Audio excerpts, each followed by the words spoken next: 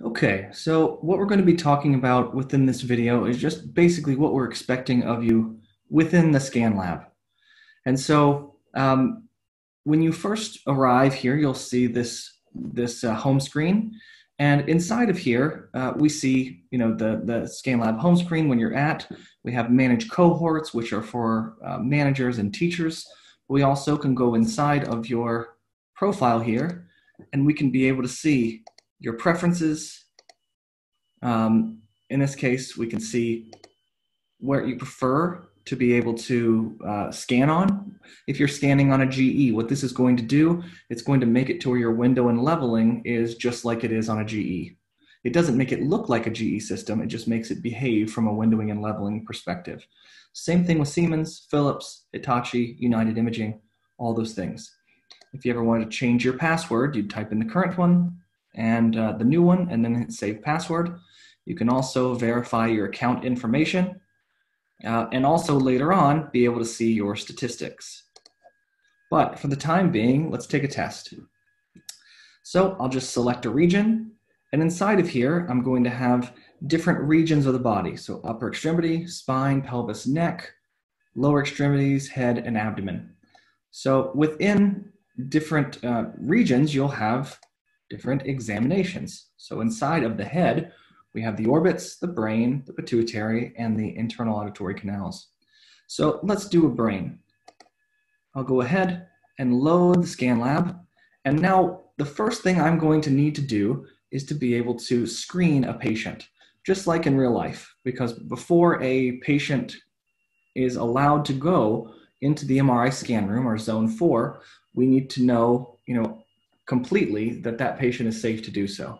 So before you're actually able to start and get into the ScanLab, you have to go through and confirm that this patient either, we have all these options.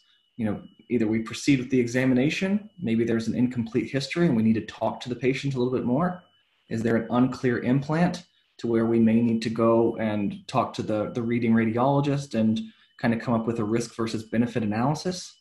Was the patient ever injured by metal or something? Maybe they're a metal worker. Do they need a orbital screening? Is there a foreign body screening that's going to be needed? Is there any kind of renal concerns? Is this patient have a really low GFR? Are they on dialysis? Those are the kinds of things we'd be talking about here. Or if there's multiples, we can hit here. So let's go back through and we see, have you ever had contrast? Okay, no reaction. Okay, we have a headache. You can go through and see what kind of contraindications this patient may have. So in this case, I don't see any. And so I'm going to go up and say, proceed with examination. Now you'll be told if you got the correct answer, if you chose this correct thing at the end of the ScanLab exam. So I'll go down now and hit proceed. Now it's going to load the ScanLab. So inside of here, I'm going to have 4 questions and I can answer them in any order. So I can go through, but we set them in a certain order that we think makes the most sense. So inside of MRI, for an example, we always start out with the sagittal of the brain because that's going to allow us to set up axials and coronals later on. So let's go ahead and see what this says. So number 1, prescribe a sagittal slice group for coverage through the entire brain. Now we look right here and we see the answer criteria. Parallel to the falx, the slice coverage should include the lateral margins of the temporal lobes. Okay, so I can go through here and I want to start to angle this. Now, if we go through, if you do not like the localizer that ScanLab has given you, hit add localizer. And then you can actually be given another localizer. It's a 3-plane localizer. And down here, you'll notice the only thing that you can really change is the gap between them. But you can always angle, you can open up the field of view, whatever you'd like. Okay, now you get 1 localizer that you're able to add before you're going to start to lose points. You can always, I like our localizer that we have here. I think it's good enough to start. And so I'm going to start to begin. If things get a little bit crazy, sometimes things are it's just off. Everything is off. It looks weird. You're not really sure where you are. Just go to the reset area and then you can reset this to be a sagittal. or an axial, or a coronal. Okay, so we want a sagittal. Now, just to give you another idea, whatever is selected here is going to be what the left mouse button actually does. So if I have move, I have move. If I have resize and I left mouse button, I'm resizing. If I have rotate on, you guessed it, I'm going to rotate with my left mouse button. So all of these, I could window if I'd like. Doesn't make as much sense to me because with windowing, we can middle mouse wheel and be able to window the way we want. If you ever get a crazy window and level that you wish you hadn't done, you could either middle mouse wheel, double click middle mouse wheel, and it takes you back to the original, but we have windowing turned on. Or if you are completely wrong, you can just go back to this little A. It's just the automatic window and leveling. So it really just depends on what you decide to do. As you saw before, if I'm away from this and I double click on any one of these segments, it's going to make things large. To be able to get back, we just double click again. Let's see, what else? You'll also be able to choose, down here, you'll be able to choose any of the scans that you have completed. So let's go ahead and look and see what we've got here. So let's do a sagittal. So in this case, okay, I need to look at my number of slices. I think my number of slices is fine, but we can always add slices right over here. Be able to add with the lighter orange. We can be able to add slices. If we use the orange inside of the in-plane direction, we actually open up the field of view. And this is all touch screen as well. So if you're on a tablet, I'm actually on a tablet. So if I were to take my finger and rotate, there we go. And I can also be able to add my slices. So now go back to using my mouse. We prefer you using a mouse because that's what you're going to be using when you're scanning MRI. It gives you a little bit more control. So a couple things here. I know we have rotate up here, like we talked about, but really, why do that when you can just go over to the corners here? And if I click on these corners, it's automatically rotated. If I'm clicking on the corners over here, it's actually just changing my in-plane rotation. And you'll see this little arrow here, and this is denoting your phase encoding direction. And we will be very picky in terms of what it is that we're looking for, because if you recall, in the phase encoding direction, that's when we can have wrap if the direction isn't correct. And so, just because it comes up A to P doesn't mean that maybe one of the correct answers may mean right to left or head to foot.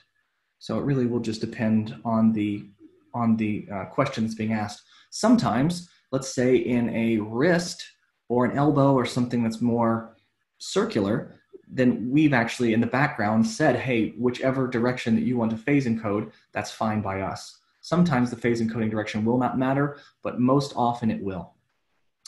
So in this case, I can be able to go through and say, okay, I want my number of slices. And I need to ask myself, this is the initial. It usually pops up with the 3 slice thickness, skip 3. I need to ask myself, what does the ACR recommend when it comes to imaging the brain? If I get too thick of a slice, I'll have partial voluming. If I get too thin of a slice, I won't have enough signal. Same thing with gap. If I have too small of a gap, sometimes you can have cross-excitation or cross-talk, or the RF gets in the way of 2 different slices and causes a loss in signal. But if I have too large of a gap, I can be missing pathology that's in between those slices. So you always need to be asking yourself, what is appropriate? Also, when I get finished, right down here, I also need to be checking my field of view. So you'll see your frequency and your phase direction, and what is appropriate to be able to view this body part. Something to keep in mind. If you have, we always assume a 0.9 by 0.9 by 0.9 resolution, and so if that is a problem, if your field of view is too large, then the thing that we're actually looking for is small within that picture. And so we're going to deduct points for you if your field of view is too large. Conversely, we're also going to deduct points on you if you have not included all the anatomy that we're looking for. Same thing with the slices. If you have too many slices, that costs you time. And you have error and you have nothing out here. So you're going to actually, if you have too many slices, you're going to, be deducted points from your ScanLab score. If you have too few slices, you're going to also be deducted points from your ScanLab score. So the thing to keep in mind is really pay attention to this answer criteria. Okay? And the thing that makes ScanLab very unique is that if I really mess this up, I can hit scan and I can name this. So let's say sagittal-ish. There we go. And I hit OK. You'll see here that we will actually see what our image would have truly looked like. And so we want you to be able to pay attention to what it is that you are actually scanning. So, and within this, I can go down and I find anything that I've actually scanned inside of my dropdown, and I can put this in any one of these segments. Obviously, it makes sense to have an axial, a sagittal, and a coronal. So, that would be my hope for you all, because it's always a really great idea to be able to get in the habit of seeing orthogonal views to be able to keep this in mind. So if I were to go through and I were to scan, sure, I'll scan the axial again. Perfect. I'll scan an axial. Obviously, I'm going through a little bit fast. I don't want to necessarily give anybody the answers, but I just want to give you an opportunity to kind of understand what we're doing here. If I hit OK now, I've got my axial. I can always window and level it back and be able to see what my axial would have looked like, okay? In this case, so if I go through, my next one is prescribe a coronal. Okay, so I can prescribe a coronal. Is my phase encoding direction correct?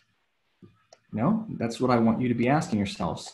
So am I covering everything that I want, from a slice perspective?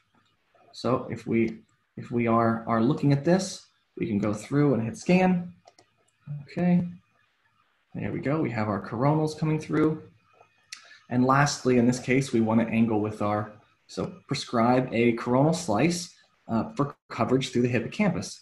And this is something we definitely want to point out, is that different places inside of the world and different places, just across town, may angle their slices a little bit differently. So for instance, in this case, maybe I want to angle my coronal if I'm looking at it. Maybe I'd want to angle this toward the Sylvian fissure in this case. But sometimes people may want to angle with the hippocampus. So depending on what you've chosen here in this drop-down menu, that's what you will be graded against. So if I am perpendicular to the hippocampus, so then I can angle toward the hippocampus as I see it, So at that point, you are accountable for whichever one of these angles that you have chosen. Okay, so let's say we have gone in here and said scan again. Okay, we'll say coronal, hippo, and hit OK.